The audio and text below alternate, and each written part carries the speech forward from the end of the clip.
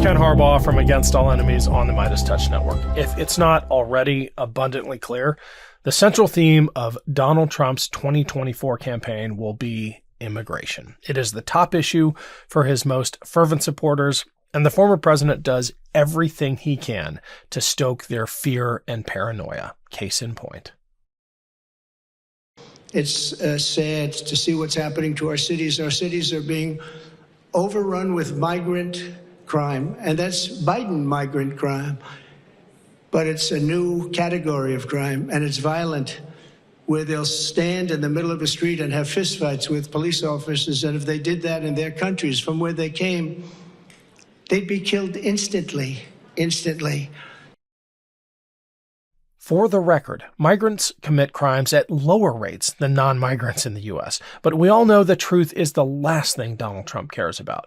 We also know that he was responsible for torpedoing the bipartisan border bill negotiated by the Biden administration with senior Senate Republicans. But Trump doesn't want this crisis solved. He wants to make it worse, and he'll lie every chance he gets to add fuel to the fire. Because our countries can't live like this. Our cities are choking to death. Our states are dying. And frankly, our country is dying. The disrespect Donald Trump has shown for this country is matched only by the disrespect that Republicans have shown for those in law enforcement, the ones trying to manage the influx of migrants both at the border and in our cities. Republicans have no intention of seriously addressing the issue. They just want to use it to score political points. And now you even have the Speaker of the House, Mike Johnson, proposing cuts to law enforcement. I spoke with John Cohen about this. He's a former acting Undersecretary for the Department of Homeland Security, and he actually spent time as a cop. I think you'll really appreciate his perspective. I'm going to share a clip with you about the latest proposed round of budget cuts by the Republican House caucus, which includes 3% from DOJ, 7% from the ATF, 6% from the FBI. I mean, if there was ever a actual defund the police campaign, it's this. And I would love your reaction to it, given how much ink was spilled about the supposed defund the police campaign on the left. Here's the clip. Advanced. And we also advanced, as you've seen the summary, cuts to some of the agencies that we believe are really overreaching and have been turned in some ways against the American people. We're going to cut 3% from DOJ, 7% from the ATF, 6% from the FBI, and 10% from the EPA. And that's just a start. John, how do you react to that?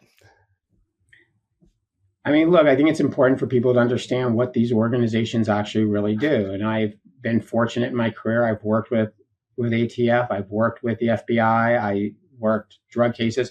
When you decrease the funding for those two agencies, you are decreasing the number of investigations into violent gangs. You will be decreasing the investigations into violent drug trafficking organizations. You will be decreasing the ability of the FBI to arrest sexual predators, those who are involved in white-collar crime, those who are involved in corrupt political activities. You will reduce the ability of the federal government to ensure that criminals do not get access to firearms so that they can go out and engage in violent criminal activity. By reducing funds to DOJ, broadly, you're going to reduce potentially the number of prosecutors who are going to be available to prosecute criminals. So what's going to end up happening is that people aren't going to be charged. And if people are going to be charged, it will be difficult to address the demand for those who are going to court in furtherance of those prosecutions. So that means people will be released. So all that's going to accomplish is that there's going to be more drugs, more violence, more gang members who aren't going to be in jail, but will be committing crimes in our communities. Thanks for watching, everyone. Between now and the election, I'm going to highlight a handful of critical pro-democracy efforts that I want you to know about. The first of these is Veterans for Responsible Leadership, or VFRL. It's an organization on the front lines of the battle to protect our democratic safeguards and to hold accountable those who would dismantle them. VFRL's number one priority between now and November is preventing Donald Trump from being reelected. As an organization led by veterans, VFRL is bringing to bear all that experience and credibility to persuade other veterans and military family members that a vote for Donald Trump is a vote that undermines the very Constitution that those in the military swore to uphold. Here's where VFRL needs your help. If you are a veteran or a family member of one, and if you're looking for ways to make meaningful contributions between now and November, go to VFRL.org. The team there is working on a number of critical initiatives that will make a difference in the coming presidential election. But they need more veteran voices and more volunteers. If you're up for it, go to VFRL.org and sign up. I'll have more updates in the coming months on what they have planned, but trust me, it'll be worth your time. Thanks. This episode of Burn the Boats is brought to you by Manukora Honey. This miracle of nature just fell into my lap at the perfect time. It's a rare super honey that is 100% natural and has some unique properties. Manukora makes Manuka honey, a single origin honey that comes from New Zealand, where the bees only feed on the nectar of the Manuka tea tree, making honey that is pure, rich, complex, with a creamier texture that is on a completely different level from the normal honey you find at the supermarket.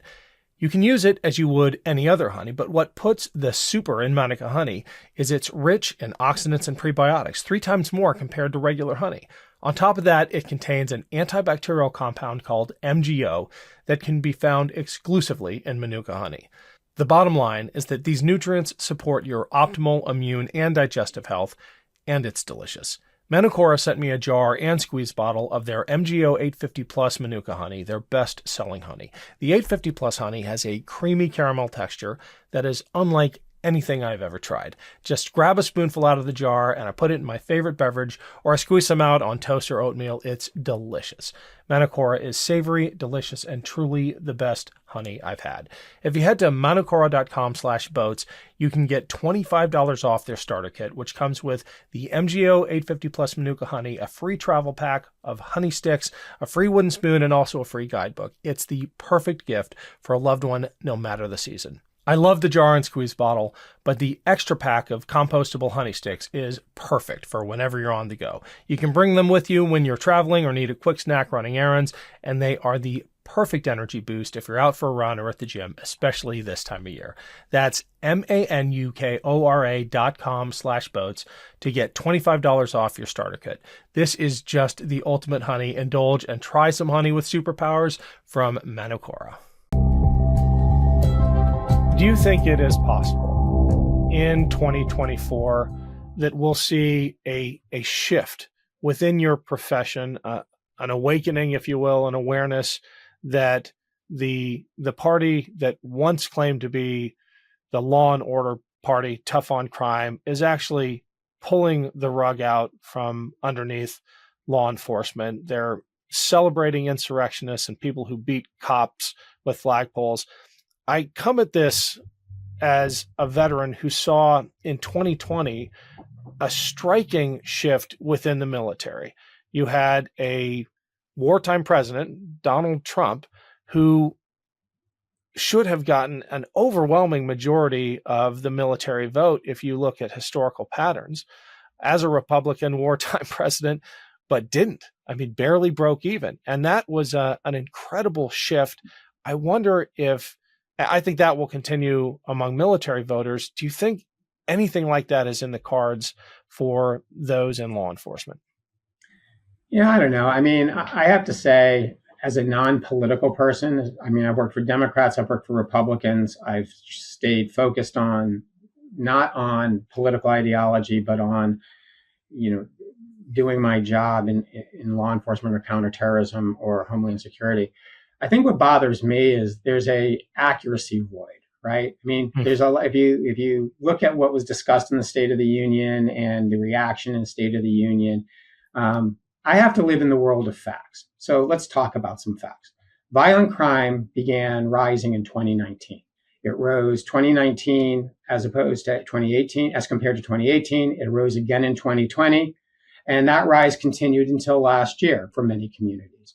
Now, we still have violent crime levels that need to be addressed, but for most major cities in 2023, we saw the first decrease in violent crime that we've seen in a number of years. And some of that is related to societal dynamics and economic dynamics and the end of COVID, but also some of it is due to policies. My immigration, we started seeing significant increases in Southwest border presentations and encounters in 2019. The only reason why those increases did not continue, because people were flooding into Central and South America from 2019 to 2020 to 2021 to 2022, was because we essentially severely restricted entry into the US during the COVID. So while we weren't allowing people to come in and seek asylum through legal methods during the COVID years, people were still fleeing disease and violence and corruption from all over the world, heading to Central and South America in preparation to trying to come to the US to legally seek asylum. What also happened during that time is we diverted massive amounts of money away from the law enforcement and other resources needed to process those people and applied it to building the border wall, which, as a narcotics investigator and a person who has dealt with border issues for most of my career, I can tell you that a wall by itself will not stop the flow of drugs into the United States or migration or address migration issues. But it did take money away from operational resources that could have an impact. So when the numbers hit, after COVID, we didn't have the resources and the personnel to do all the things you need to do to handle those numbers. So what concerns me is those are two factual situations, but you tell me how those issues are being framed politically, because it's not based on an accurate representation of what the reality of the situation is. And that's what concerns me, because as I mentioned before, just like other parts of our society, law enforcement folks and I would be hazard to guess military folks, they get their news, they get their information the same way other parts of our society do. And absent accurate information, people form beliefs that may or may not be accurate based on the situation that we're confronted with. Love this video? Make sure you stay up to date on the latest breaking news and all things Meidas by signing up to the MeidasTouch newsletter at MeidasTouch.com/newsletter.